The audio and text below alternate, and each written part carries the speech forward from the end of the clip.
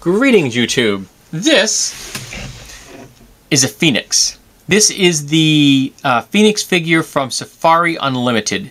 It has some really nice color on it.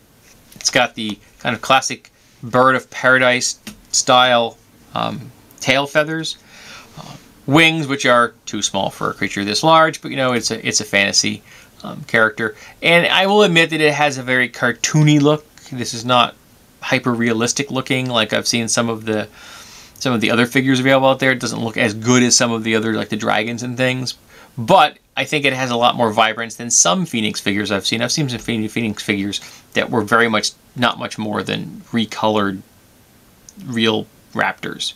This is a little more interesting. It's got the raptor's beak, got the big tongue, it's got the nice head feathers, it's got that fantasy, what's the chocobo is the Final Fantasy bird creature? It's kind of got that chocobo design vibe going on there.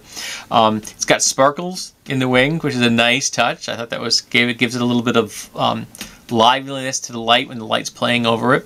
And it means that they have a whole plethora of real-world birds to go by. They did a pretty good job on the feet. They look relatively realistic. That looks like a bird foot. So all in all, it sits nicely. The 2 feet aren't perfectly flat, but the tail supports it, so you don't have to worry about it falling into place.